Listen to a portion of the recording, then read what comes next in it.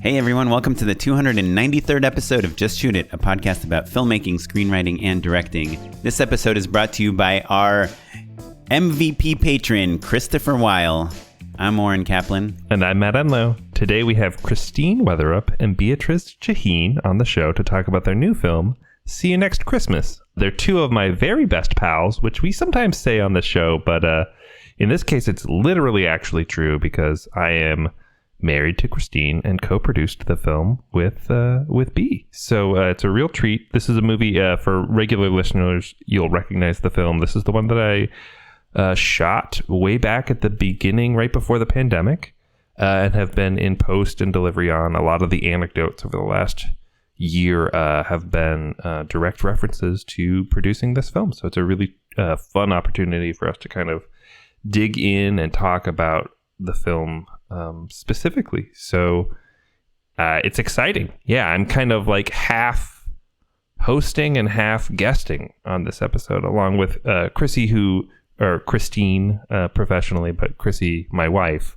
who wrote, directed, and stars in the film, and B, who is a longtime producing partner. You know, I think we dig in on a lot of the things that I have dabbled with talking about on the show. We get the chance to really kind of dig in on more. Like, I think your main question really is like, well, not just why direct, but why make an indie movie? Yeah. Like knowing that there is... That it's hard and that you've already bit off a lot of different challenging tasks. And that... Yeah. And that there's an odd ceiling for indie films. Like, to me, the main reason there are two reasons you would make an indie film, right? And I think we talked about this in the interview. Either to make money in some weird way, like we'll make it for X amount of money and we'll try to sell it for 2 times X amount of money, or to really introduce yourself as a filmmaker to the people that watch indie films, which is a small subset of people that watch, movies in general. Yeah, I hear that, and I think Chrissy does a very good job of being like, well, why can't it be both? And I think that's what her aim was, and I think to a certain extent has achieved that. But I think also if you look at literally all of your favorite filmmakers, they all started doing it this way. Do you know what I mean? Like, literally, Eternals opened this weekend, and like Chloe Zhao obviously was doing indies for a long time before she did her Marvel movie. Yeah. Like, no one lets you make a studio feature until you've made a movie. Like, no one thinks you can make a movie until you've made a movie. Full stop. Right. Yeah. And I guess, it's interesting. It's just interesting to see, especially in today's climate where there's just like the peak TV world, and if these indie again films. I mean, I think you look at all, like, show me a filmmaker who didn't get started in indie film. Your friend Brenna. I don't know. Like, I think. Sorry. So you can either win a Student Academy Award, or win. But that's actually that's the real answer. Is like you have to break out somehow. And so some people break out really young in film school. John Chu is another example, right? Or you have to break out, if you don't break out at 18, 19, or 22, pardon me, if you don't break out at 22, then the other option is make something, just shoot it until people recognize it. Sometimes it's a feature, sometimes that's a great commercial. But for the most part, I think, like I said, you don't get to make more features or prove yourself doing narrative until you have done some meaningful narrative, basically. Yeah. No, I mean, the thing is, I know it's the thing to do. It's the right move. I guess it's like when you have someone that's like pretty successful at what they're doing already, and then they open up a can of hardships for themselves. Worms. Yeah. It's interesting. And so we talk about that for about 10 seconds in this movie. I think we talk about it for a little bit more than that. But we talk about all the other fun things. And yeah, I mean, I guess my last question, I know we were going to do a super short intro on this one, is I feel like you kind of don't take advantage of the podcast to promote your stuff as much as you could. Is that intentional? I was about to do it. I was about to go for it. You're about to tell people how to watch See You Next Christmas? Yeah, See You Next Christmas. It is seeyounextchristmasmovie.com. So it is available to watch on iTunes, Amazon, all the places that you watch movies, Vudu, and is a very charming, I think it's a great movie. And having watched it with a lot of audiences, a lot of people are really connecting with it in a way that's gratifying and fun and rewarding and a relief. Do you know what I mean? Like, you can watch a movie and think like, oh, I really like this, and I love what we were aiming for, and think that we hit that mark.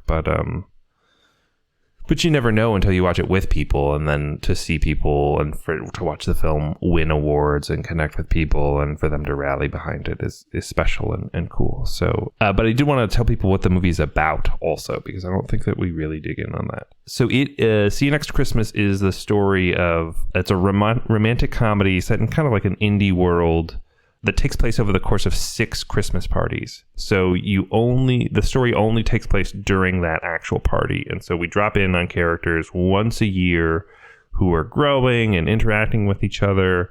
And there's a main couple that sort of meets at the first party, and it's a will they, won't they sort of question as people grow, and with the ensemble kind of shifts and changes. And it's got all of the questions about like what your chosen family is, and what it is to be a young person and celebrating the holidays and growing and aging, and kind of a lot of like pretty resonant themes to us that we've realized have like clicked with audiences over the years. And it's about being young, it's about aging, it's about being a little older. What do we want out of life? All the existential crises that we talk about on the show, including Oren's. And so yeah, it's a really charming, really funny, fun, unconventional Christmas rom-com.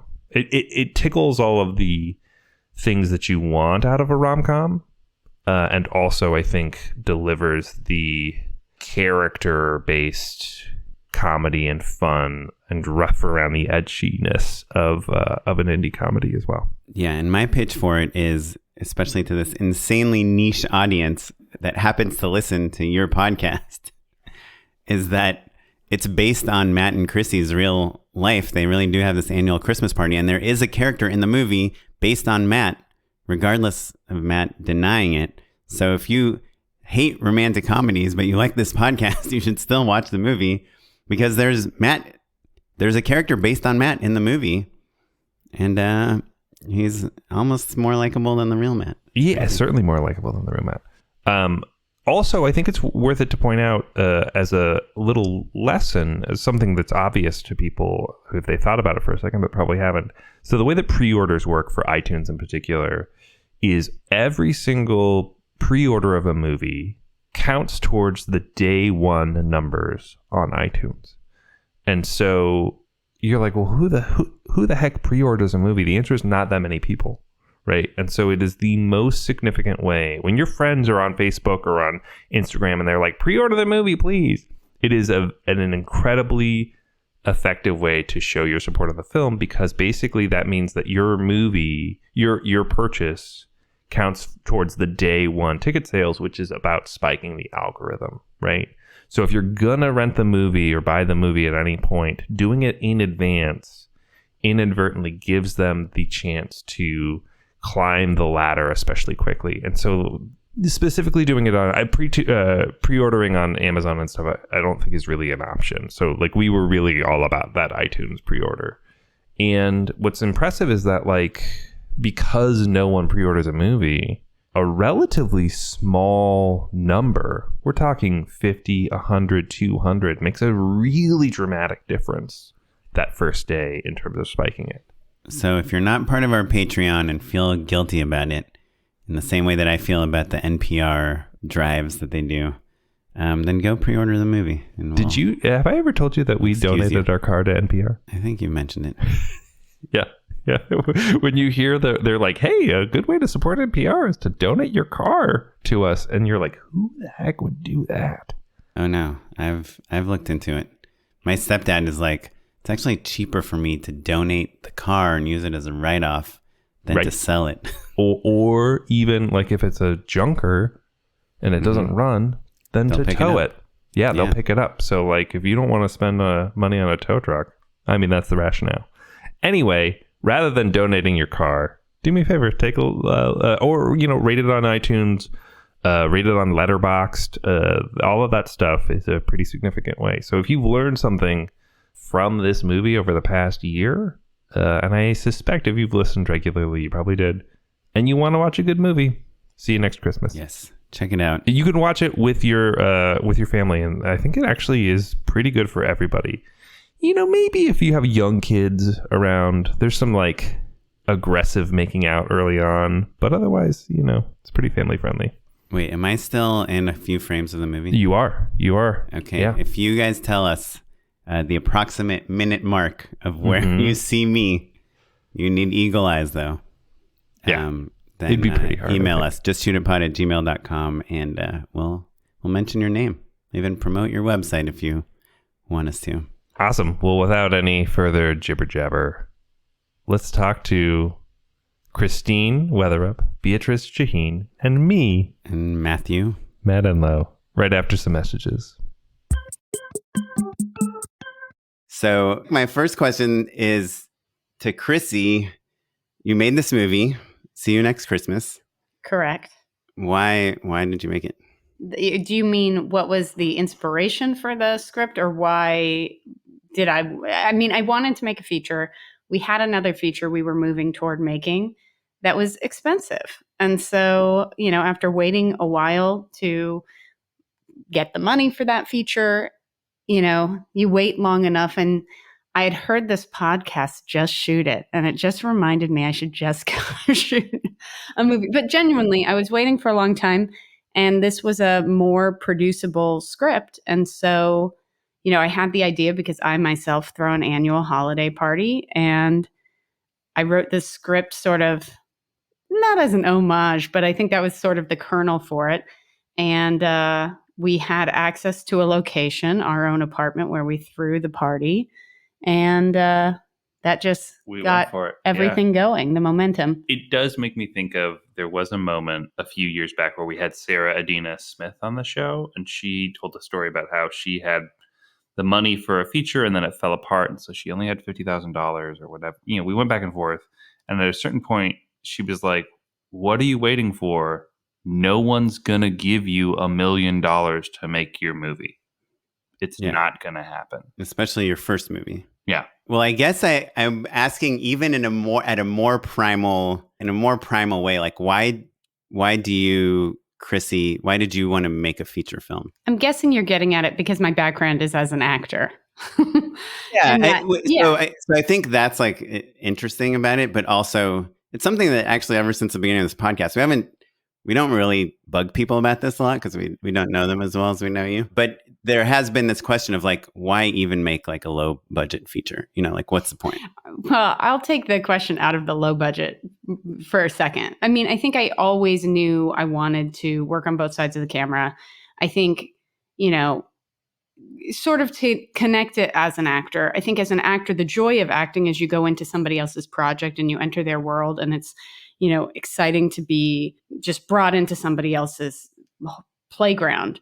But it's different when you make something yourself, when you're the driving force. And I think when the three of us made the short Killed in Action, and I remember distinctly after we shot it that day, I was like, for the first time, I felt like I had a voice. And I didn't ever feel like as an actor I was missing a voice. But I think there was something about, this was my vision in a way that I had never felt before. And there was something really exciting about that. Yeah. And I would say time and again, we talk to filmmakers on the show, sometimes even off mic, know that their lives changed because of that first feature, even if it was a small one. Like their careers, you mean, right? Yeah. Yeah. And so B, is that why were you interested in making kind of this small feature? Well, primarily I work in TV space. So for me, and, under the big studio system. So for me, doing an indie film with good friends is something that was really appealing to me, having done KIA and then having done Squaresville. That's how I met Chrissy and Matt. And so we've been friends at this point for 11 years, which is wild. Yeah. For me, that's something different and exciting. It is fun to do, big shows, but it's also fun to have a part in a project that is it's so personal where, we're all doing everything as opposed to having a bunch of different people sort of chime in from different aspects, which it's good because that my experience in TV does influence and did influence a lot of the way that I produced See You Next Christmas, but it's something different and exciting. And I love rom-coms. So a lot of it was, there were so many things that drew me to it. I think low budget also can have a bad connotation, but I find the stories that I like often work really well in a low budget space. So low budget to me isn't necessarily, I mean, of course we would love to have a bigger budget to play with, but I think, there are stories that can be told in low budget films that are exciting and interesting and character driven and all the things that appeal to me as a filmmaker and a moviegoer. Yeah, no, and for sure. And I hope I didn't come off No, I'm not offended. negative about the low budget thing. I guess I think to me there is, like, if you're making a movie on a smaller budget, like under $1 million movie, you're either doing it to like make money, right? You're making like some horror film and you're hoping it turns into Paranormal Activity, or you are doing it as, a way to kind of show off your talents, like a Greta Gerwig type of film, and like launch your career as like a writer, actor, creator, filmmaker. Well, in a sense, I think hopefully this movie could do both, in that while it's not horror, I think the holiday Christmas genre can act it works in a certain way. You don't need big stars and big budgets the same way you might in a romantic comedy, but setting it at Christmas, suddenly you have an audience who's just hungry for Christmas content.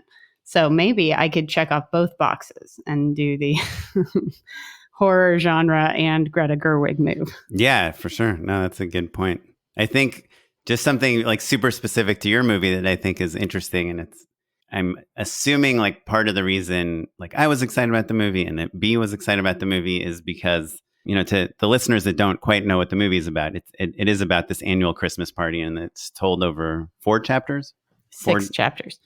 Sorry, 6 different years of this holiday party, and about a relationship that is born out of 2 people meeting at this holiday party and how their relationship evolves over these 6 years. And I think something that's probably fun for like B and me is we were at your parties, and so like it just kind of occurred to me right now that like if you make a movie based on something from your life that other people experience with you, it's probably they have some vested interest in like working on the movie too. It's kind of like an interesting thing to keep in mind when you're trying to figure out what the movie to make is. So you made it about this party that you host. So you obviously know the ins and outs of the party. You know the ins and outs of the characters that come to your party.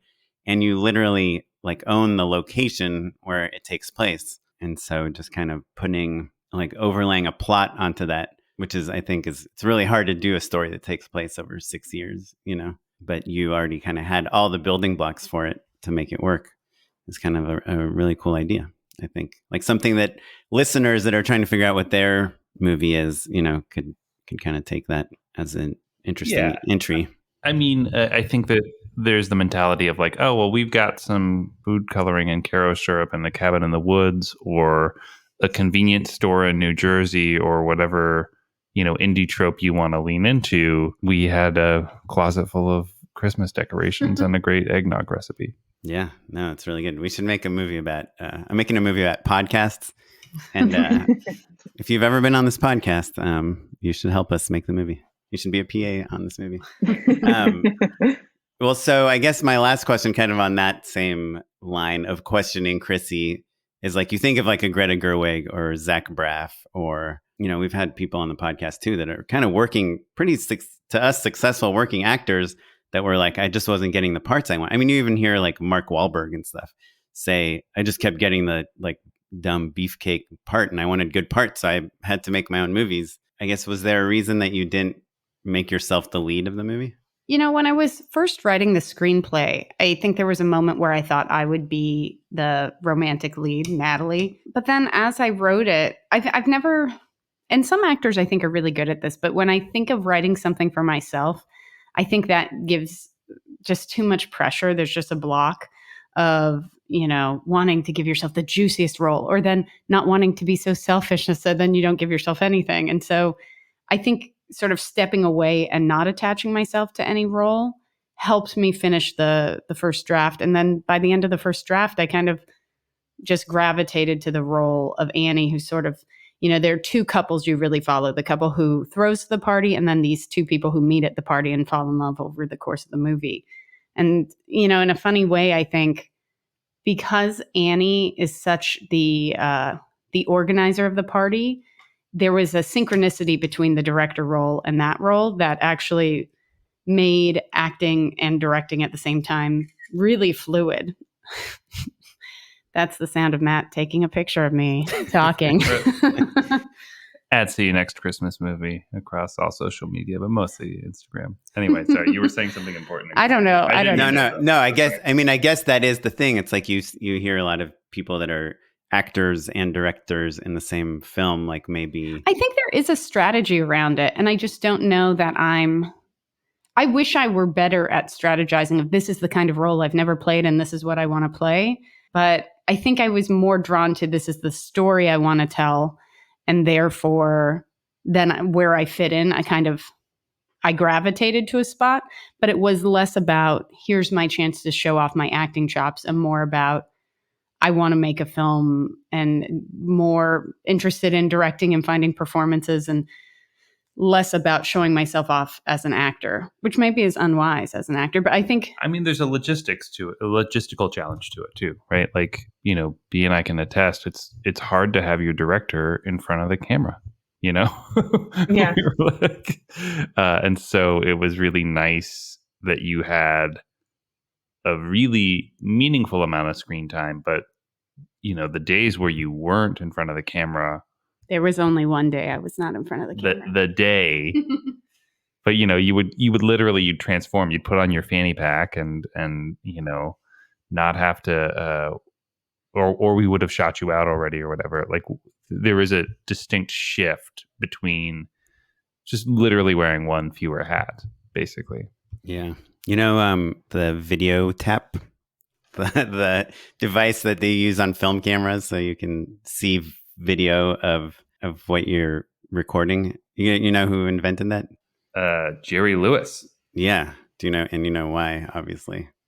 Because he wanted to see his takes. He needed video playback. Yeah, he was like directing and acting. So it's interesting that like as a actor director, you have to have these other people, probably like Matt and B, that you trust to be like, yeah, you did it. You're in the frame. Yeah, the you look good. workflow is interesting. And I feel like in Killed in Action, we had a little bit of that discovery, but also on a feature, it's different and there's more days. And, oftentimes it would be taping the rehearsal, watching it. But then also when you're shooting, you just don't have the time to watch every take. So it'd only be if I had a really big question about that take that I would rewatch it. But that requires a certain level of trust of your entire team, to move forward, especially, on an indie schedule where you might not get many takes per setup, Did you have any, I feel like there were a few strategies that you had, a few like mantras, because I think we had Josh Rubin on right before we started rolling, and I asked him about it because he had just done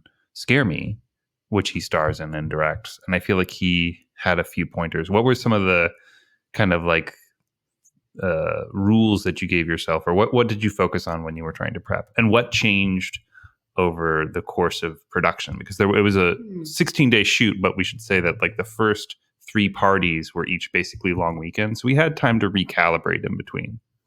I would say preparation is the biggest thing. So I feel like I prepped harder as both a director and actor as maybe I would have. I mean, I'd like to say I'd prep really hard no matter what, but I think making sure that all those choices were made beforehand so that on the day I knew exactly what I wanted. And I created, and I feel like it might have been a guest on the podcast who had suggested like this, creating now I'm blanking on what we called it, like a production Bible where I went through every single scene and I wrote down what the scene was about, what needed, if there were any special department needs, but sort of why that scene was in the screenplay, why it was essential, so that going into every scene, I knew, okay, this scene is all about tension, with this long married couple, and we have to paint this picture. And so just knowing kind of what the goal of the scene was and having a North Star, then when we had to recalibrate because something, we didn't have enough time or something had to shift, I knew what was important. But, you know, in prepping for Killed in Action, I sought out a lot of actor-director interviews. And one of the things that really stuck out, Jodie Foster, who, like, as a child was my idol and who I wanted to be, she talked about, you know, the one sort of drawback of being an actor-director is that you'll never surprise yourself with your performance because it's always going to be what you could imagine. You know, you can plan and you might get it. Hopefully you'll get it, but there will never be the surprises you get with an actor who's not you. And I think that is a little bit, you know, if there is a drawback, I mean, you can plan and that's wonderful and you have control, but you don't have that surprise element you get with every other actor on set. Yeah. But I guess there's pluses and minuses. Like we had Zoe Lister-Jones on the podcast, and she's, you know, she was telling us that from within the scene she's directing because she's setting a pace, she's setting a tone, and she is 100%. Kind of infectious in like. You can nudge. You want a performance to go a certain way, you can kind of push them that way with what you're giving them. Which is sort of fun. And I imagine if an actor gives you something unexpected, someone you're acting with, you would maybe react to that in a way that you didn't expect. Yeah, I think you might be underplaying. It's not like it's not a song that you're singing. Do you know what I mean? I think like the challenge maybe is just being in the moment, right? But like, I think when you were acting. And well, that's true, but there's nobody giving you direction that wouldn't occur to you. You know, there's no surprises, which in a way is nice not to have surprises. But I'm just saying you don't approach it. But you don't know how the other person is going to. That's true. I'm not saying it's like you're you know, a robot showing up. But I think you have the direction you want, and that is what you're chasing. And there's no surprise of like, oh, I never thought of the scene that way, other than reacting off of what's happening. But were you a robot in Westworld? No, not in Westworld, but I was surrounded by robots. Oh, okay. Seduced by a robot. You know, it's funny. It makes me think, putting on both host and producer hat, I think it sort of reminded me, B, I'd love your thoughts on this.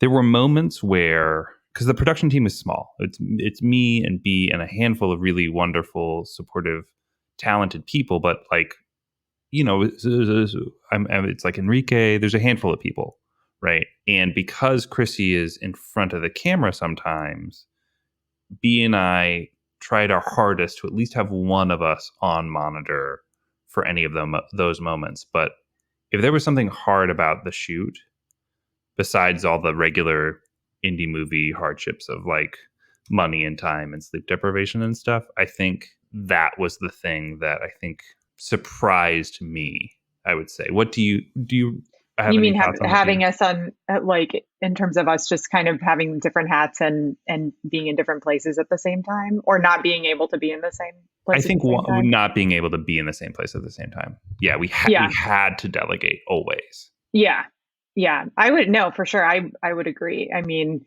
you know, I think that's the nature of indie filmmaking, right? It's like you're a producer and you're a PA, like, in the way that you all were putting Dubatine up in the morning, and you know, I was running to get breakfast on my way in for the entire cast and crew. And I do feel like sometimes I was like, I'm going to take Firewatch. I need to look at my phone for a few minutes. Yeah, exactly. And then you'd show up to set B and Matt would be like, did you bring breakfast for the rest of us? And you're like, Exactly. Did you guys have a first AD? We did. Although our first day of shooting, I'm sure we all remember this, even though maybe we could have blocked it out. We had two crew members, important, AD and script supervisor, who were sick. And so the very first day, which is chaotic just because it's the first day. Each other. And then we didn't have our AD. Well, and I think that was one of the days that was the most challenging with Matt B, you know, having to cover other things and not having the privilege of being able to be on set the whole time. Yeah. Well, just getting everything up and running too, right? It's the first day. I mean, of course you have your challenges, and not everyone has met yet. So there's not the unspoken language and the gelling that sort of happens naturally when you're a few days and, you know, weeks into shooting. So yeah, we didn't have a second AD, and I think that made things extra challenging because the cast is so large and we had, you know, a lean hair and makeup team and wardrobe team, and so it's just a lot of people to get through the works, and so kind of our poor AD, I feel like, was constantly like bouncing back and forth between base camp and set, just trying to get things in order, basically. Yeah. And then production was sort of doubling as the second AD too. Right. I'm curious, B, so, obviously kind of your main day job is, you work in production in television, episodic television. How long were you on Brooklyn Nine-Nine for? Since the beginning. So I all did 99 seasons. I did all 99 seasons. I did 152 of 153 episodes. So I did everything except for the pilot. That's like this guy at my high school that had perfect attendance from K through 12, and then he was sick, like couldn't come to school like one day of like the last week of school.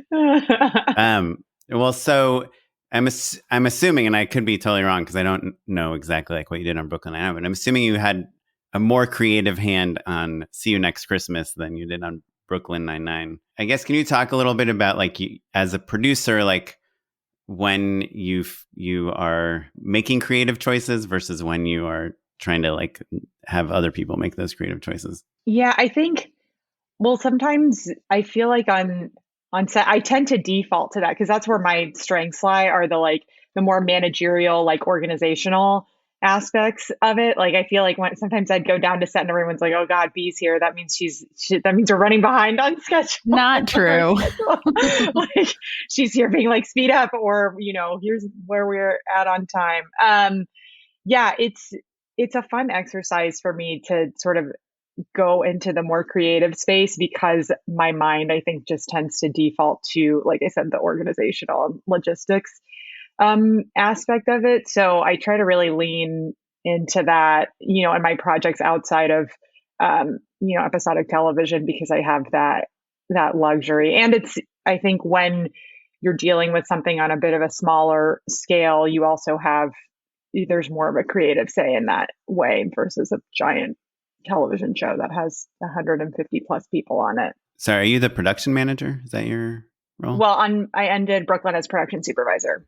Okay, production supervisor. I was going to say it's a little bit easier, I think, for both of us when we're not in production to be more creatively oriented. Like you in casting, you were like super, super engaged. It's like, I think this is probably true for most people, you kind of default to the thing you are the best at when you're in the fire. When you're in crisis mode, it's like, okay, I will take care of this really challenging thing because it is exactly in my wheelhouse. And so I feel like I was like working on camera stuff while you were working on production stuff pretty frequently, Yeah. But when the burner isn't quite so high, I think you get a chance to kind of, take a step back and do a little bit more of the creative stuff. I feel like we really actively, especially the further in, worked harder at carving out and communicating about creative opportunities for each other, Yeah, agreed. And I think it was a lesson. There was an arc to it, certainly. Like you had to be conscious about it, I was curious if you guys had like a meeting before you started shooting where Chrissy was like, look, this is the type of feedback I'm open to, and this is the type of feedback I like. Don't tell me you don't like my shot selection, but do tell me if you see something better about art direction or something. And like I'm assuming that B probably, it was like, hey, we want to hear what you think about this location, or what you think about this camera package or this DP or this, angle or art direction, more than maybe people usually. And I'm sure with Matt, it's kind of like the opposite. Like, hey, we want you to help us figure out more like what we're having for lunch and less like why you think this light should be orange instead of blue. Lunch was always covered. Yes, I will say our production team was super stellar. I mean, I have to, my roommate was the production coordinator, so I'm a little biased, but he had it all handled with our great assistant coordinator, Christine. So we were not ever worried about lunch. It was always delicious. Yeah, but your point stands of like, we have to kind of make a point of dialing it. Chrissy, were there instances, I can think of a few times you were mad at me about schedule, which is a different deal. I don't think so.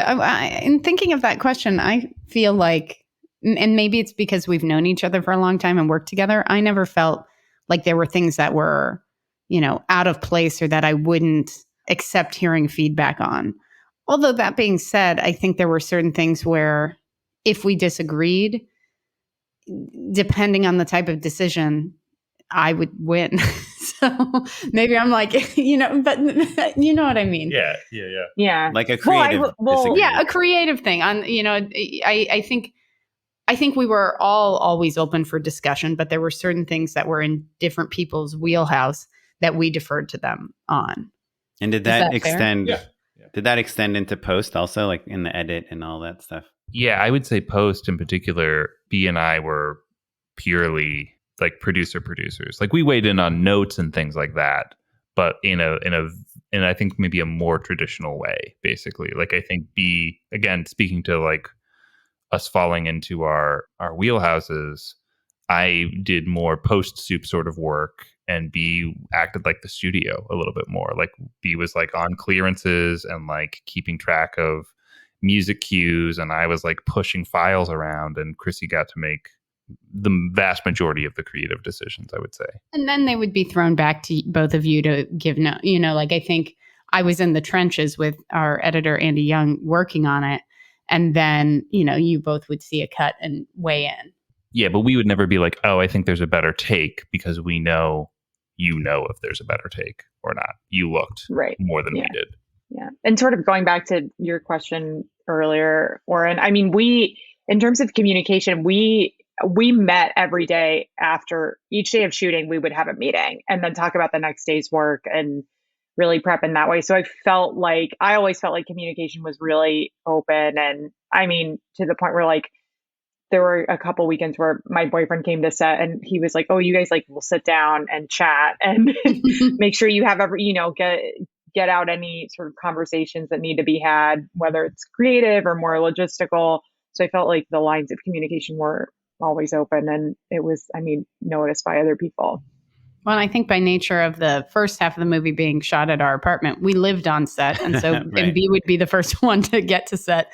So we had time to discuss both before and after. So you guys would end the meeting and then you'd be like, B, can you leave the bedroom now? And you guys just like turn the light off and go to sleep. We'd be like, B, can you help us bring our bed down back to the floor? To the floor, and we have to go downstairs to the other apartment. Eat on this apple box.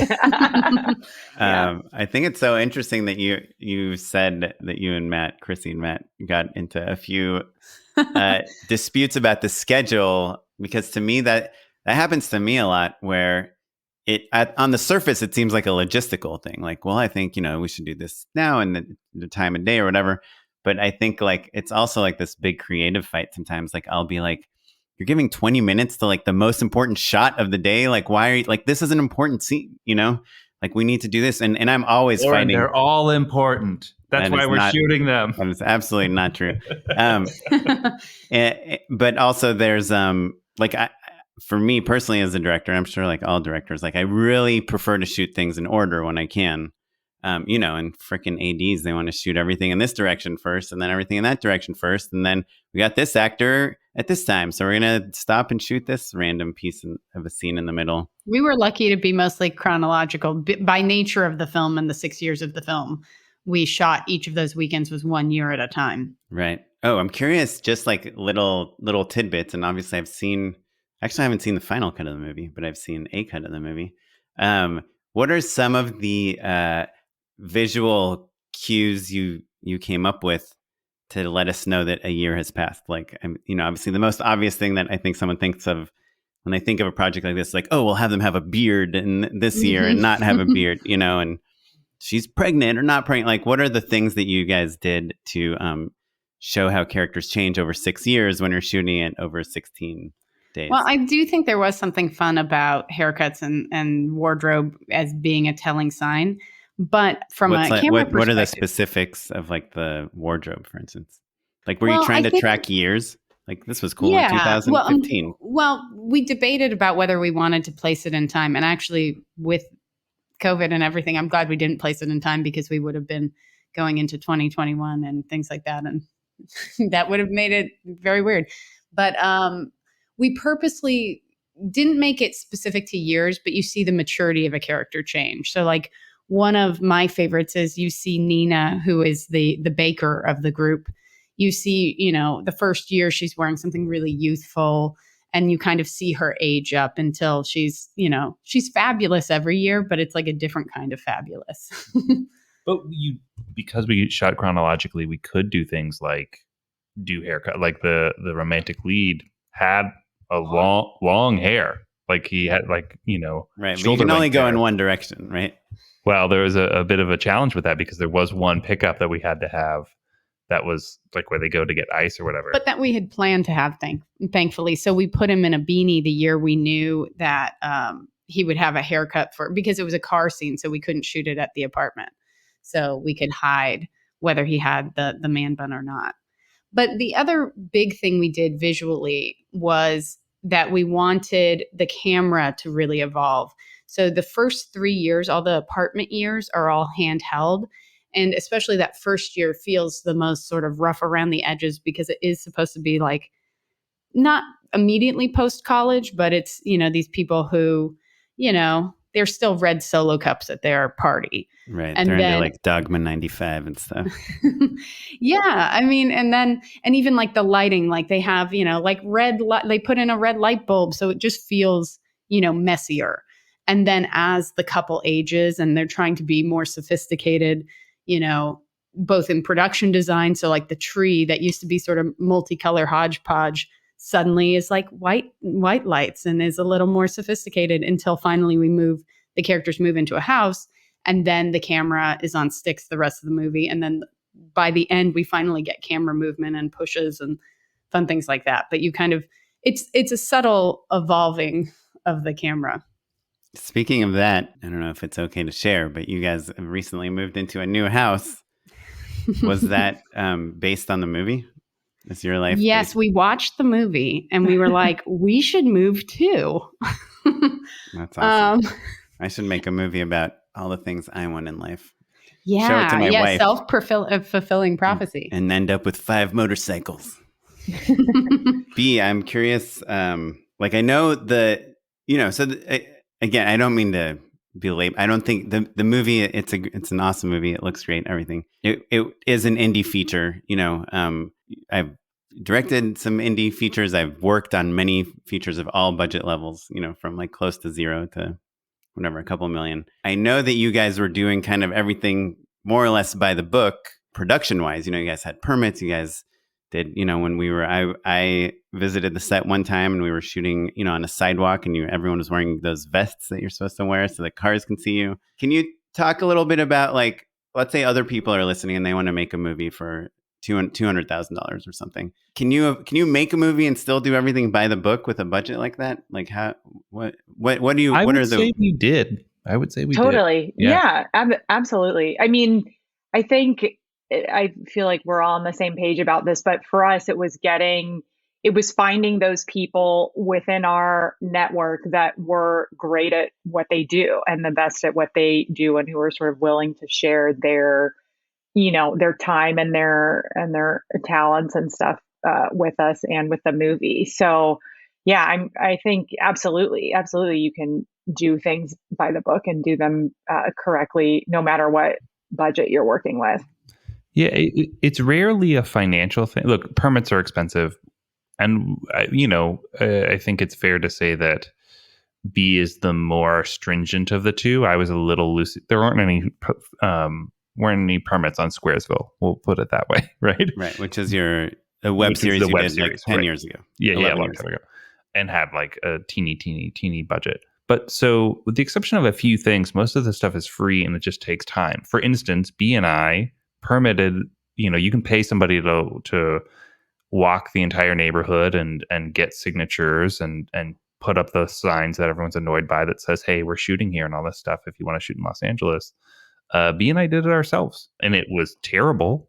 The terrible is maybe an exaggeration, but it was like not fun and we were busy and we had a lot of stuff on our plates, but like that's what you do if you don't want the cops to come and shut down your movie. And we couldn't afford to risk it, basically. The lesson that I learned a long time ago is that the right way is the easy way, is the cheap way, is the fast way, even if it doesn't seem that way sometimes. Yeah, that's a good point. I mean, I'm curious, just nitty gritty, like how much does it cost to permit like a sidewalk to shoot on the street in LA? It was around, when you have ad fees and all, it's about $1,400 with the permit, and then with everything else that goes on top of that.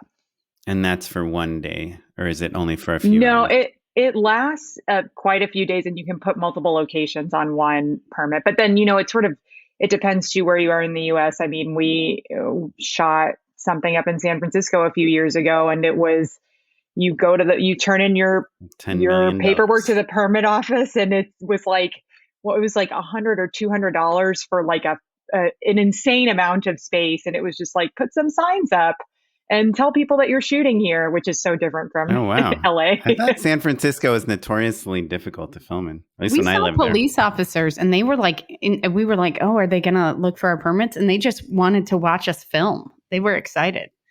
Yeah, I was surprised in San Francisco that Yeah, that was is cheap interesting. I film. I mean, typically when I filmed out of town, it's like, when the police come, they're like, hey, you want us to close down the street for you? Yeah, people get really excited.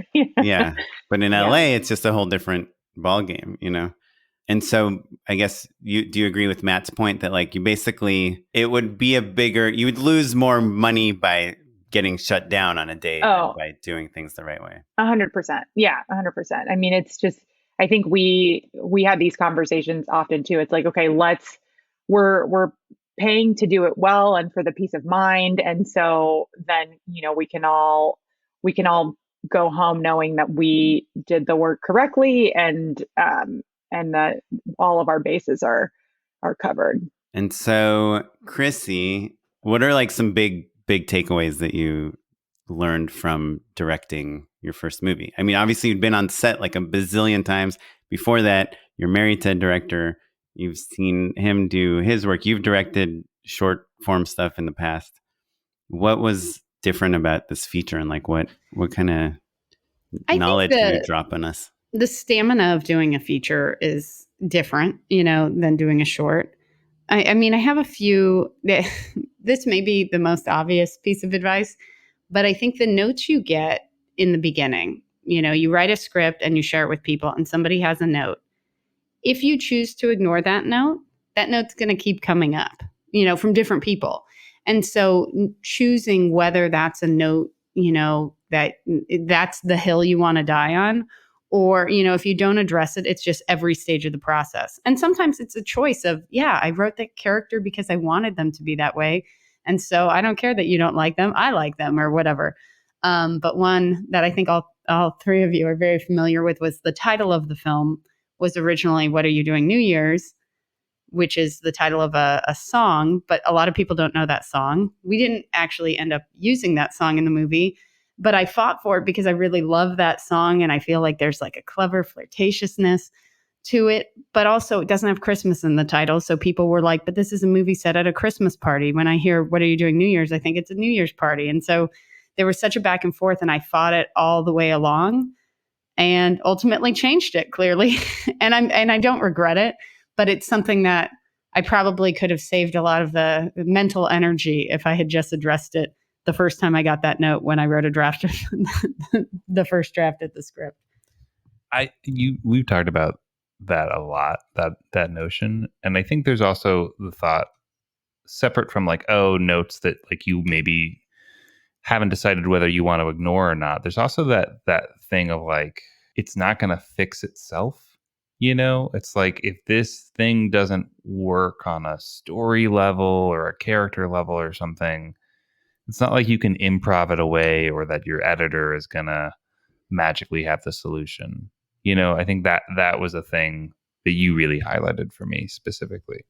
But is that really true? Like, were there things that you were worried about at the script level that once you got to the final film, you're like, that wasn't even a big deal. Like, no one misses the fact that they like each other, Yeah, I don't know if there's anything I worried about, but, I think there were things that I knew some people that bumped for some people that didn't bump for me. And I think I approached it, in casting, thinking about it when we were on set, making sure we had takes that sort of gave us the span of how a character could react to something so we could craft the performance. But it is, something, I think those notes just continue to repeat themselves. and it's a choice that I have to be okay that if, in a review, somebody says, oh, I didn't like this part. I'm like, yeah, I chose to have that part and I stand by it. And I'm not sad that you don't like it, but if there's something that is at all negotiable, and I think the discussion of it, you find the things that you really push up against and then the things you're willing to compromise on. And, sometimes it's hard to tell the difference between the two, but I just think notes will continue, whether from that and from different people, you could kind of write it off as, well, that's just, one person's perspective. But I think oftentimes they would continue to come up. Yeah. I don't know. I find that stuff super fascinating. We've talked about this a million times on the podcast, but that Walter Murch talks about how, in your script, you would describe a character, he's 6 feet tall, wears a leather jacket, has blue eyes, and smells like whatever, Camel's lights. I don't know anything about cigarettes. So I don't even know how to reference one. And that's the only time in your screenplay that you mention it. But on camera, like 24 frames a second, you see he's wearing a leather jacket. You see his eyes are blue every time there's a close-up. You see all this stuff. And so someone might miss something in the screenplay that's like abundantly obvious in the film, and vice versa. And you mentioned earlier that you had done this like breakdown of the script before the shoot where you wrote down what each scene is about and why it's essential to the movie. I'm curious, did you end up cutting any of those scenes out of the movie? There's no essential? Scene that is fully cut. There are 2 scenes that got trimmed a lot. And one of them, so the note that I'm talking about is one of the romantic lead is a difficult character. Both of them have flaws, which is sort of the point of the movie. We see them over 6 years and they both address it. They grow and finally are ready to be with one another. But, the male lead can be a jerk in the beginning. We meet him and he's a bit of a jerk. And sort of in that classic rom-com. Based mostly pretty directly on Matt, right? Very heavily on Matt, yes. Just a total cad, says all the wrong things.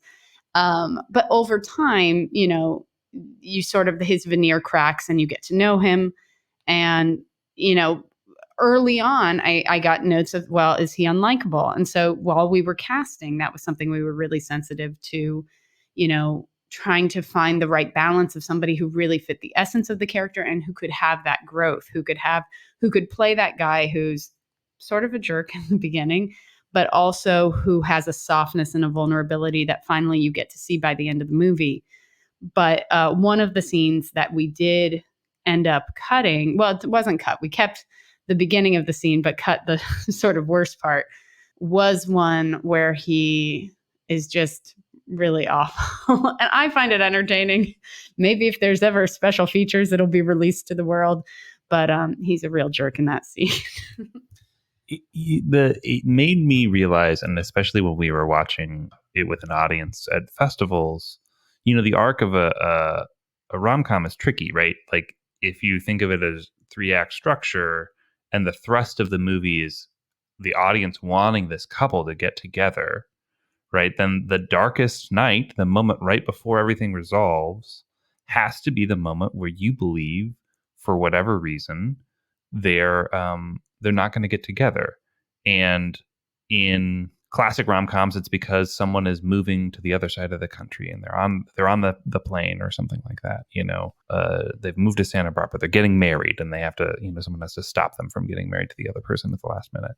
But with something character-based like this, it has to be a personality problem. And so that's a weird tightrope to walk where you're like, oh, okay, like we have to believe that they're not going to work out. And the reason they're not going to work out is because they're not compatible. And we really like both of them, but one of them is in their own way. And that's a really tricky thing to keep an audience on your side for.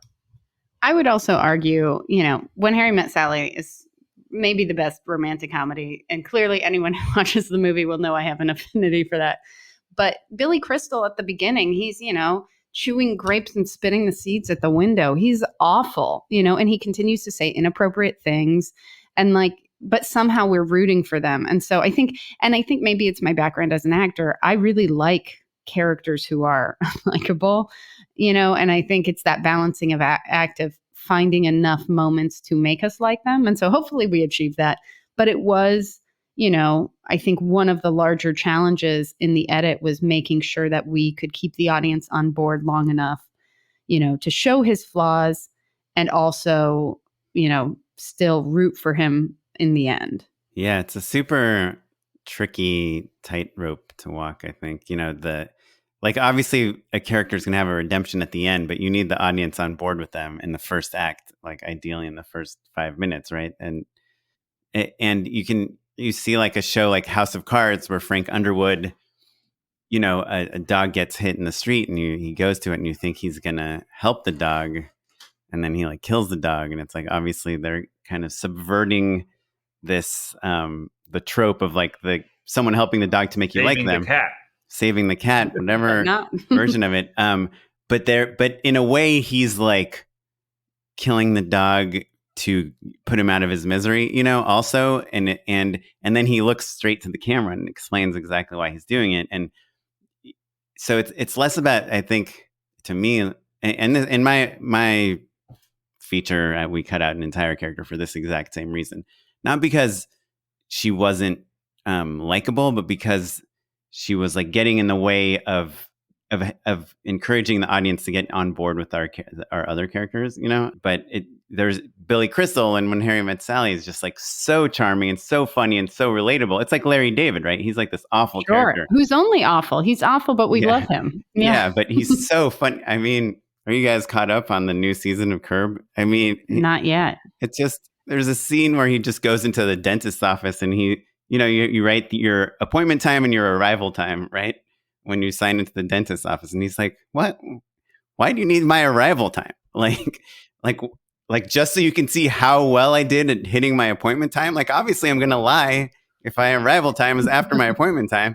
Like, how do you even trust this, And he's just being so annoying, but we're like, yes, we feel the same way. So I don't know. Although I have friends who don't like that show because they find him so unlikable. So I think, that note is still coming up for those people. Yeah. And Larry David's okay with it. Yeah, he doesn't care. He's like, that's the point. Oh man, I love that. Yeah, that show so much. Can you talk about some takeaways you had? Have you produced other indie features? No, this was my first. This was my first indie feature. So what, as a producer, as like someone that's trying to put a movie together, you come from this kind of multi-million-dollar big machine TV, 150 person crew world. Like, what are some things you had to do differently, or some new things or attitudes that you had to have in order to, finish making this movie? To get it all done. Yeah, to get it made. One takeaway, and Matt, I know you'll agree, is it's really scary to be financing so close to when you're going to be shooting. And we made it, thankfully, but there were a couple of days where Matt and I would be like in the corner on the phone trying to sort of shield crying Chrissy. Blood out of our eyeballs. Yeah. But in the end, it was actually something that I think served us, because we were really careful with our budget and how we were ultimately spending money. And then we were able to, because we were careful with that, we had, money that we could use in post. And yeah, so the big takeaway though would be, I guess if things were sort of in this perfect world, we'd have a little bit more time between when we're financing to when the start of principal photography. Yeah, I would agree. But people always have cash flow problems, I guess. I don't think we've heard of one indie film that had all their money raised before they started shooting, But I think B's point is like, we definitely would have spent more money than we should have if we knew what that total number would be. If we knew that we were going to raise, like on We Funder, I think the number's like 140 or something like that. We would have spent more than we should have, not have enough money for music, not have enough money for title sequences, all the clearances, all the stuff that you don't want to spend money on because it's not sexy or cool, or you can talk yourself into believing that you're not really going to need that stock footage fine. or whatever. Yeah. It's all fine. Yeah. All of that stuff comes to get you. And like festival rights is a good example, Oren. So our music supervisor was able to secure rights in perpetuity to all of the music that we had, so that when we go to distributors and sell the movie, we don't have to go back and like pay money out of an MG or whatever. Like there's a lot of that stuff that's really annoying and stressful, and we were lucky. And I would count us as, precautious producers. You know what I mean? I think there's just stuff that bubbles up that, you don't realize is going to cost you $20,000. Right. Sorry. I like to have a specific type of coffee when I come to visit the set. So B, what is a thing that people will try to skimp on in like an indie production that they shouldn't? Like to me in commercials, it's like I don't care if the budget is like $5,000, I think something should go to music and something should go to color, where I think a lot of times that's not really budgeted for. Like what are the things in an indie film that people maybe aren't budgeting for that are things that really move the needle in a way that you can tell us about? You mean to get a distributor, or just in general, like, or to get cast and crew on board? Because I will say, I guess from that aspect, something that doesn't cost that much money, but really does go a long way. And it's something that, we did on KIA, that we were doing on Squaresville, and that we, brought over to See You Next Christmas, is we would ask people what sort of treats they liked. And, if someone's like, oh, I love Twizzlers, that's something that's really easy to have on set that will make people happy and sort of create a nice environment. And I think that I had a boss once that was like, everything's about food and parking.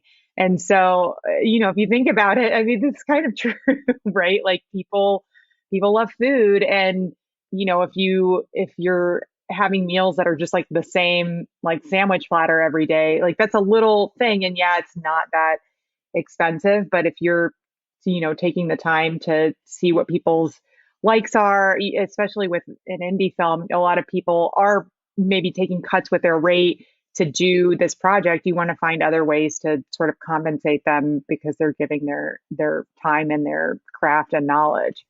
We were alluding to Enrique before, who took care of many, many, many things, but in addition to lunch, and it was, it's funny to me because he, works on all sorts of big fancy TV shows. And so lunch was a microcosm of something that was just very clear to me of like, oh, you can take your experience of knowing how to do something at a super high level and deliver, because you have relationships with vendors or you just know who to call. Our food was always top notch and was way cheaper than I ever imagined it could be, and was way nicer than I thought we could with the amount of money that we had. And it was just like, oh, you just know how to do this better than me going to Costco. Like the crappy version would be like me going to Costco and getting a bunch of like rolls or whatever and not knowing how to do it right, rather than like getting a catering deal or whatever. And that's, I know we're joking about the food stuff, but I think that like having a crew that has those experience points accrued already pays for itself in ways that are really hard to quantify if you're dumb like me. But if you saw it, you're like, oh, I didn't know lunch could be this good for $100 for the entire crew or whatever. It was staggering, Well, yeah, it's interesting. A lot of, there's this like, when people first start working in film, there's like this idea that like, oh, all you got to do is feed these people and they'll come like work for free or whatever. But then you talk about a movie like your movie where you're actually getting professionals in their field to come work for a really reduced rate. And it's not just about feeding them, but it's maybe trying to feed them at the same level that they're used to being fed on these like other productions. So, obviously you're not going to have dedicated people walking around giving them little quesadillas or whatever. but you're saying, B, is like such an easy thing. Like, hey, what are some snacks you like? And like, hey, we're taking we're paying attention to your needs specifically. Sounds like a big bonus. I think an offshoot of that, when we were crewing up, one of our big questions to everybody was why would you want to be a part of this? Because not why would you want it? What are you thinking? But I think making sure that everybody who was a part of it, that this was an opportunity for them in some way. Because I think, sometimes, especially in the low budget world, you think, well, I'll go to my friends and ask for favors. And I think something I realized is that when a friend if it's a pure favor, another job comes up and they have to take it, because there's nothing really in it other than, like wanting to help out their friend, which is wonderful and appreciative. But, finding for everybody what the opportunity was, because I think a lot of the reasons that we could get, people who worked in network TV, I mean, part of it, of course, is Bee's wonderful relationship with many of them. But also some of them, it was an opportunity to be a department head when they're always the assistant.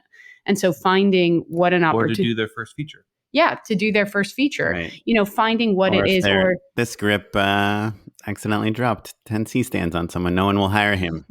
We'll take it. That is not how we hired.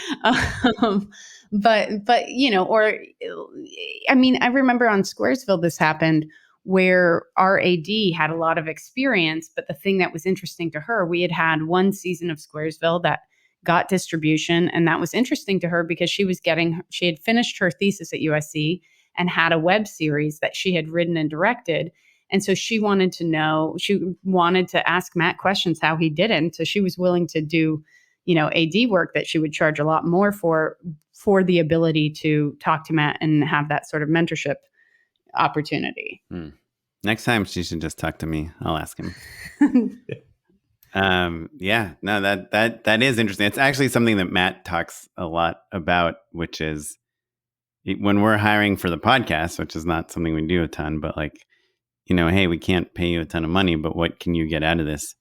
Sometimes it's hard to find people in that, in that method. But it's something you genuinely want, because you want people who want to get, who you feel like you're not taking advantage of, but that they are getting something out of it. And it might be surprising what they want, of just, oh, it's really interesting. I want to move into directing. So I want to be on a set where I can watch a director, because I'm, in an office all the time. So it's exciting to me to PA and get to watch it, which you're like, okay, I'm happy to let you come. I would say also we're pretty good about paying it forward.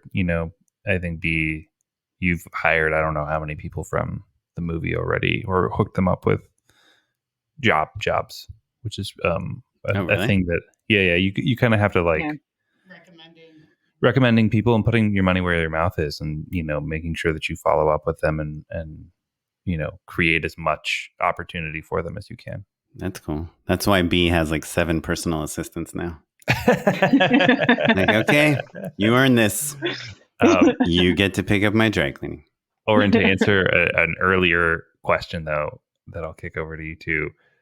Title sequences was something that we really underestimated, and really budgetarily and also just kind of on a creative level. I think there was a plan and it didn't totally work.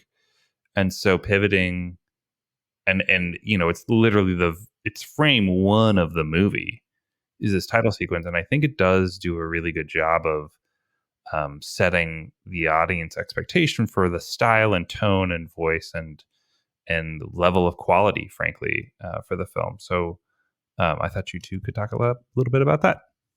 Well, I'll jump on. Sort of, it made me think of another point about, we did shoot chronologically. And while I highly recommend that if you can, the beginning of your movie, the first scene of your movie, don't shoot that on day one, because everyone's still finding their footing. Everyone's, the crew is getting used to working together. The stakes are just different. And so I think the title sequence, part of what we had planned, and on the page it read really well, but I think, I hadn't visualized it the way once we got into the edit, I realized like, oh, this isn't exactly how I imagined. And then we were lucky to get an incredible title designer who really, I think, sets the tone for the movie. And then, but that's something we learned in post that we needed. Yeah. Did you shoot the first scene on the first day? You were there for it. Oren. You were there. Yeah, that's your cameo is what, on the sidewalk? Yes. That was not your first day of shooting. That was our first day of shooting, yeah. I thought you'd already been in your apartment and stuff. Well, we had shot a few earlier things in the day, but they were all for the first 10 minutes of the movie, including the very first shot of the movie is that what was on the sidewalk. Oh, cool. The get out shot. Exactly. Yeah, we shove Oren into a trunk. It's a weird thing for a Christmas movie. Yes. They're like, which of our friends would fit into this Mazda Miata trunk? That's how I get my parts, folks. And so I guess my last question for B is, like, having worked on those big shows, like, what are some of the skills that did translate to working on a smaller indie feature? I think, the skills in both sort of camps, like the indie world and the big studio world, go pretty well hand in hand. Like, I think because I'm so used to going by the book and having so many different people to go to when I'm doing the bigger budget shows, it's like, okay, now I know I have to, I know that we should talk to a lawyer about this. I know that we should get a clearance company on board to look at the script, and then to have someone who's going through every iteration of, all the cuts that come out. And then, like Matt said earlier, like different relationships with vendors or other people who I know at work that, are people who might want to jump on to a lower budget project to get different experience. And yeah, I mean, I think, and, my mentors come from that space. I'm very close with my producer from Brooklyn, and he really took me under his wing. So sort of having that opportunity to always bounce stuff off of him has been really helpful. And that, seeing him produce has influenced the way that I produce indie, things. I would just echo how invaluable the mentorship that B has had and benefited from. Like, I know how much I personally have benefited third hand from all of it, or second hand, I suppose. But so, like, just having a person who, and these producers, they've made a bunch of movies themselves. They've made a bajillion episodes of TV, literally every person who's listening to the show has seen something that they have made, right? So it's like the experience really speaks for itself. And so being able to just, like, in a pinch, shoot someone a text and have peace of mind, or know that we need to go back and fix something or whatever, was truly, truly invaluable. And I think speaks to a thing that we kind of hammer home of, like, just being in the building, quote unquote, being around other people where you can kind of build your network out, I think was a thing that really, really helped us. And then the other thing that B, I think you're underestimating, because you just habitually cross every T and dot every I, but like the discipline that a studio drills into you, I think makes things like delivery and wrap out much, much, much easier. Every indie producer I've ever known has been like tearing their hair out, like hasn't slept in 3 weeks because they're delivering the movie. And it's not because post is really hard. It's because they're trying to track down that piece of artwork and get the contract signed and this and that. And we had those. We had our fair share of those little, hanging to-dos, or in rewatching a movie, realizing, shoot, there's something that we need to catch or whatever. But like the peace of mind of having delivered I don't want to say perfectly, but I'm very confident in the clearances and delivery aspects of it. And it's because it's one of the best cleared movies I've ever seen. Sure. Yeah, it is though. And so like, we're not gonna, like, I'm not worried about errors and omissions insurance, even though we have it. Do you know what I mean? But I guess what I'm trying to say is that, like, if you are fastidious about getting location releases, getting appearance releases, getting art releases, and calling if you need something, or if you need to double check on something, all of that stuff adds up to a successful release. And like, we personally know plenty of filmmakers who didn't know all of the things that they needed to do and ended up in some real trouble, not being able to afford a song anymore, or not having to cut a scene or blur a face. Like, what a bummer. In a fight with Bruce Springsteen. But like, we've seen movies where you see a piece of artwork that's blurred in the background. It's like, dang, you spent 3 years of your life working night and day and like paying somebody to hang that up and frame it in the right way and then color grade it and put it into the edit. It's like so much work to mess it up because you didn't get somebody to sign the piece of paper or you didn't double check that it was cleared in the first place is such a heartbreak to me. And so everybody just do that stuff. Yeah. Please. Yeah. And I'm, well, but there was something, Matt, you and I were texting a few weeks ago and I was like, oh, I just, what is it? Like, I was a little panicky about something and you were like, I rely on your anxiety. Yeah. That's awesome. Okay. Release forms. I'll work on that. For the I know next- it's not the next cool. feature. It's important. Oh, my last two features, every freaking picture in the background's blurred out. It sucks. Okay, so Chrissy, so you made a movie. Now what? What does this mean for your career? Skyrocketing. I think that's what happens next, right? Well, I have that other feature we were trying to get made. Into the Fog. Into the Fog.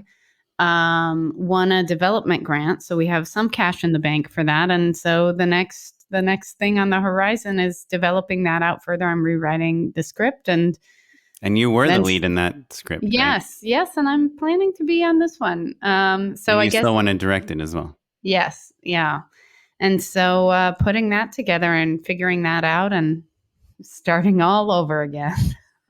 I think there is something about just like having had a feature made. I think there are a lot of intangible things that you don't realize. People don't say like, oh, we hired you because of your resume specifically sometimes, or we took the meeting because of the resume, or people respect you a little bit more because of the resume. But I think that all of that stuff in tangible ways and more overt ways kind of is important. We've seen it. I mean, we see it on the podcast all the time. I will say when you have a movie that's like in theaters or coming out or just being released or available on streaming, whatever.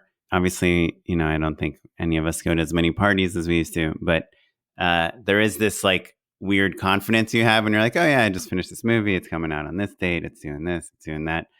That makes you like you charismatic in this certain way that people do want to like work with you. So I better capitalize on this window of confidence.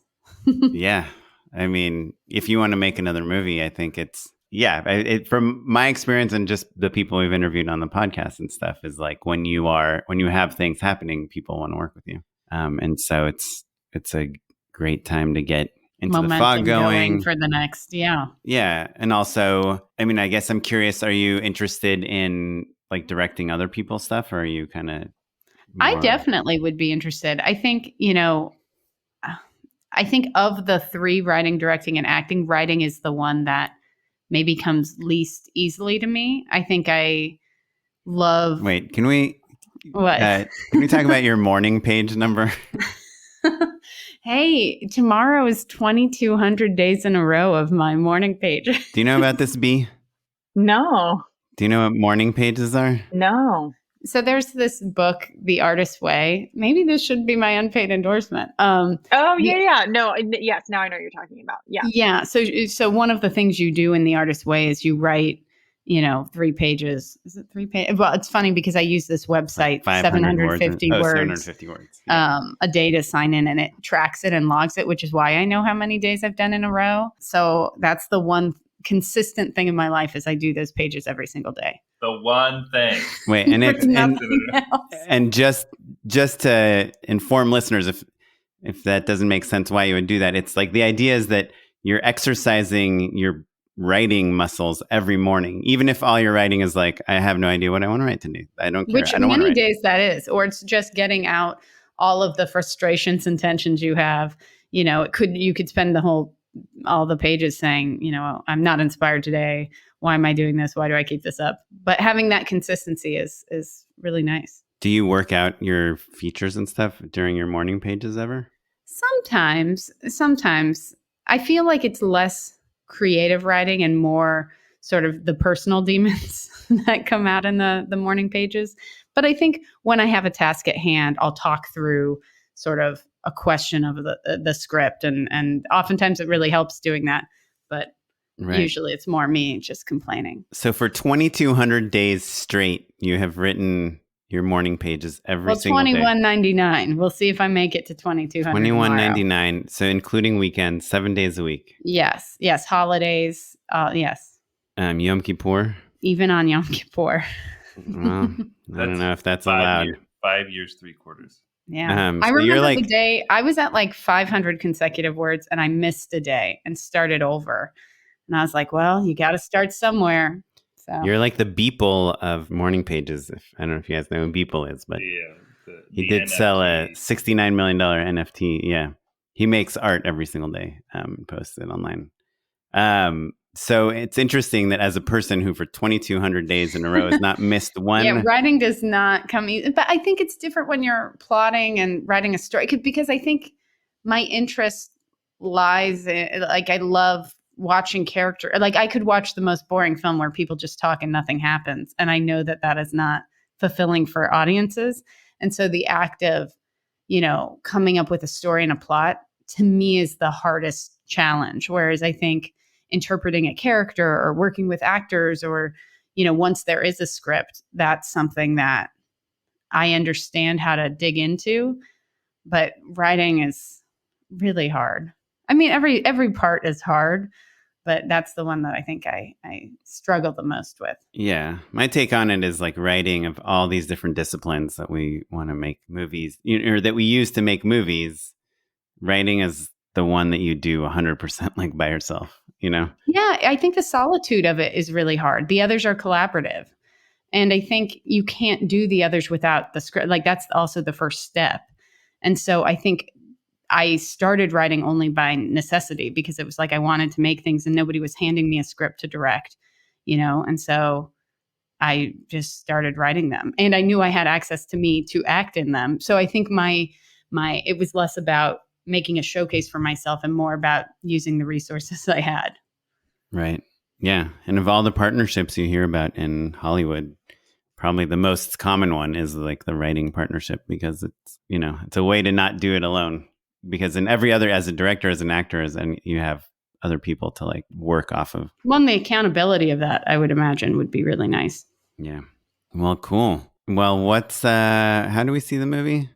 November 9th. November 9th. Tuesday, November 9th. Available on digital platforms such as iTunes, Amazon, Vudu, Xbox. Am I forgetting one? No, those are the big ones. Those are the big ones. Google. You could go to Google. Yes, Google Play. Yeah, YouTube. If you Not YouTube. If you buy movies on the internet, you can do it. Cool. So see you next Christmas. And what are you guys? Christmasmovie.com. See you next Christmas, and it's SEEYOU. Correct. NEX Thank you. Christmas. And what are you guys doing New Year's? Watching this movie on loop.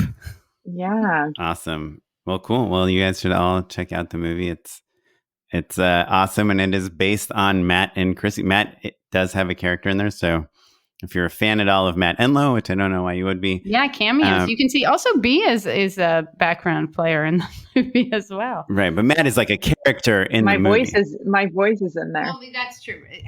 I mean, it's an interpretation whether you think that role is truly Matt or not. It's pretty Matt. Like when I was giving you guys notes, I was like, the Matt guy. Sure, the one married to Chrissy. Also, if you're a fan of Brooklyn Nine-Nine, we failed to mention though Mark Evan Jackson. Paul Welsh. We got a handful of Janet Varney, who's not on Brooklyn, but should have been. I don't know why she wasn't.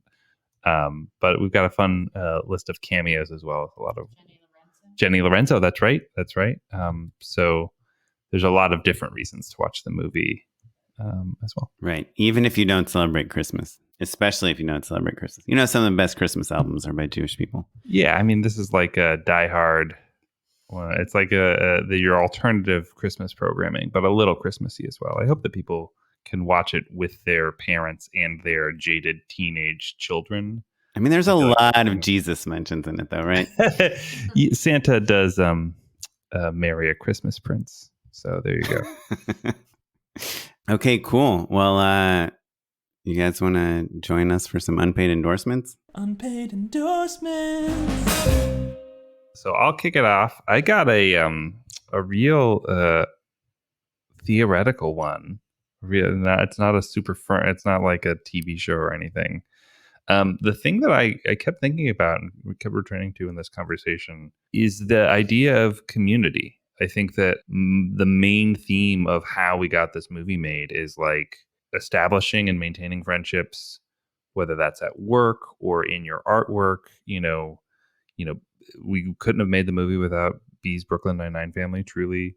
We all met together, Squaresville, and there were a good number of other people, and Chrissy also, we didn't mention it, but workshopped the entirety of the film basically through a group called Sandbox that we've talked about a little bit. And actually they had a meeting a couple weeks ago, and there were a number of Just Shoot It listeners who came through, which is really exciting. But so basically what I'm endorsing is not just Brooklyn Nine-Nine or Squaresville or Sandbox or Just Shoot It. It's finding community. I'm saying you have to be active about forming those groups and sometimes giving them a little structure, a writer's group, an accountability partner, a game night. Those are all different versions of it. But I think that I'm just reminded that independent filmmaking in particular, but just in general, life is about community. And so I think as we're kind of finally emerging from this pandemic and thinking about our next projects and all of that stuff, I think that I am endorsing being proactive about officially creating community for yourself, because I think it will pay dividends. Wouldn't you say that's what the movie's about? Oh, that's the theme of the movie. Dang, I didn't even understand the movie you made. Oh no, shoot, that's so obvious. I think you stole this endorsement from my rabbi. Sounds like a smart rabbi. Yeah, he's okay.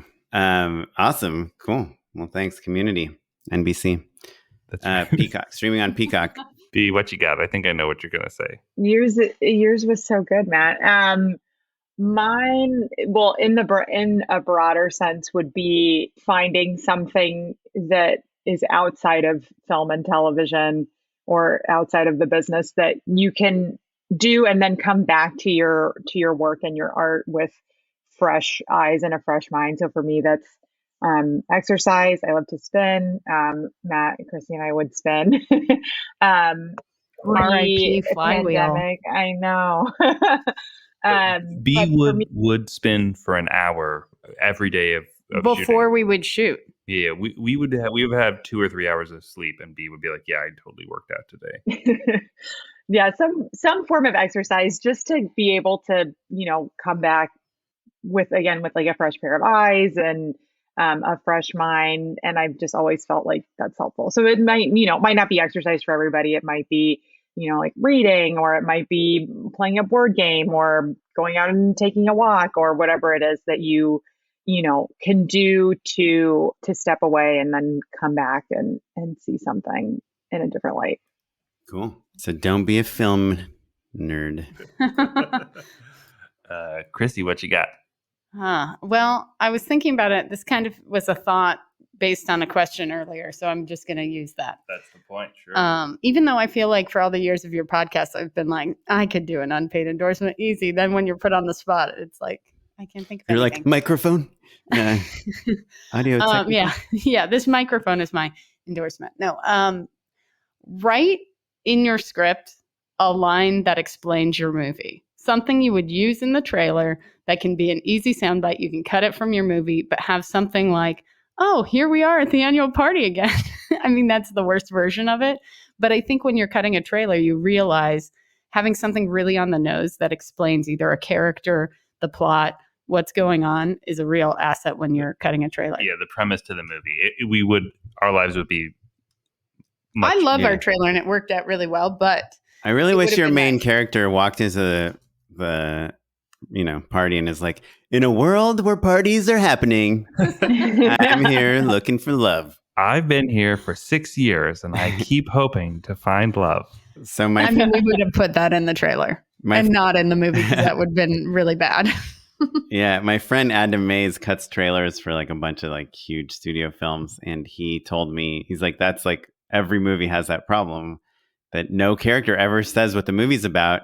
And he's like, we've got every like voice impersonator. We got John Hamm, we got Eddie Murphy, we got all these different guys, John Travolta, that we basically call in to, and we write a line for them that says that, and just play it like off screen because it's a real problem. But I always think like thinking of your trailer when you're thinking of the movie. And people say important. sometimes thinking of your poster when you're writing the movie, which that I always was like, what? No, you want to write what you don't want to think of that. But I mean, it is thinking about the marketing, thinking about what makes Well, your it's what's movie. the hook of your movie. Yeah. And I love your poster, by the way. It's so cool. Kaplan, what you got? I got two. First one is this website I just used today. I actually got it from Film Riot. It's called Avatar SDK.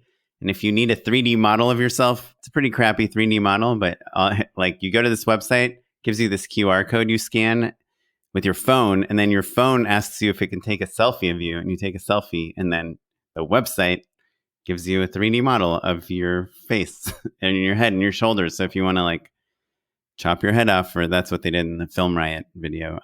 It's not a great model, but like in the distance, you can, it's kind of like an easy, free way to make like a digital double of yourself, or at least your head. And my other endorsement's really weird. I think Matt will think it's extra weird and maybe even potentially ask us to cut it out. But a director was pitched to us today. His name is Corey Don Wagner, CorydonWagner. And he has a website, CoreyDonWagner.com. And I don't know if we'll have him on the podcast or not. I don't know if he's the perfect fit at the time with what we're looking for, but his website is really cool. He's a commercial director, and he does like amazing commercials. He has like this incredible Virgin Galactic commercial that's like this epic space thing. He's done Samsung. He's done, United Colors of Benetton.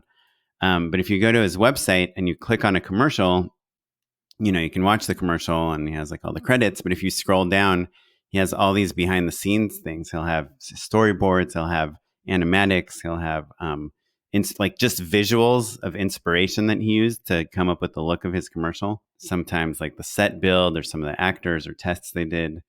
And it kind of made me rethink my entire website. Because I kind of do that, but I kind of just put them in random places like Instagram, which is, I think not a bad place to put them. But like I could actually put the making of on my website under the commercial that is posted there. So I thought it was a really cool format, and it's really interesting to see what kind of imagery inspires his commercials, which is cool. Because I think it's not stuff that is coming from the clients or the agency. It's him as a director trying to figure out how to hone in on a look of a commercial. So anyway, CoreyDonWagner.com. Pretty cool way to break down your work. I thought it was cool. Okay.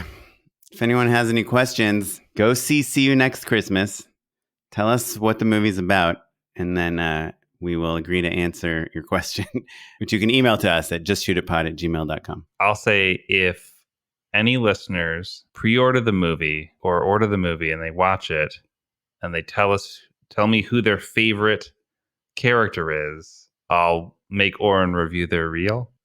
I'm trying to think of a good incentive. If you watch it, let us know, basically, is the real answer. But I'm happy to answer any questions or look at your reel or note your short film or whatever. I'd do that anyway, but if you watch the movie, that's especially good. Matt will not do that anyway. I will do it for this. Okay, for this, but you wouldn't do it anyway. Well, I answer a lot of questions, and I have made an advice podcast for like 6 years. I'll keep making this show. Yeah, that's right. That's right. We need like an AI that just takes emails and tells people which episode to listen for the answer. Boy, that would be great. For the answer. That'd be cool. Yeah, and coffee meetings too. I saw Anna Akana posted this video about how as she's like gets into her 30s, she has decided to stop like just going to things that she doesn't want to go to. Like coffee with people that she's not that interested in like meeting. And I was like, oh yeah, I guess you could just say no. No, thanks. Anyhow, well, thank you so much for coming to this podcast, for commuting all the way over here. B, how can listeners keep track of what you got going on? I guess Instagram is my most public space. So Beezus218 is my Instagram handle. BEEZUS218. Wait, BEEZUS? Mm-hmm. Okay, 218. Yeah, no A in the Beezus. Right. Beezus Correct, 218. yeah. That's one of my favorite Bible verses. yes. Old Testament guy. What about Chrissy? You can find me, Christine Weatherup, on Instagram, ChristineWeatherup.com. And then you can find the movie, See You Next Christmas Movie, on Instagram, on Facebook, on just See You Next Christmas Movie. Instagram's the main .com. channel. Yeah, Instagram's the best way. And like Oren said, SEEYOU, see you. No Not the abbreviations. Yeah, not the letters. Cool. Matt? Well, you can follow me at Mr. Matt Enlow. I've got this podcast called Just Shoot It, and you can follow it across all social media at Just Shoot It Pod. You can email us any questions at justshootitpod@gmail.com. And check out all of our old episodes and the stuff that we talked about at justshootitpod.com. Yeah, and I'm at O'Kaplan on everything. I'm at Smitey Pyleg on Twitter. And this episode was edited by the amazing Sarah Weirda. The music you're listening to is from the Free Music Archive and the artist Jazar. And thanks for your time. Rate us on iTunes if you're bored. We'll catch you next time. Thanks, everyone. Bye-bye. Bye.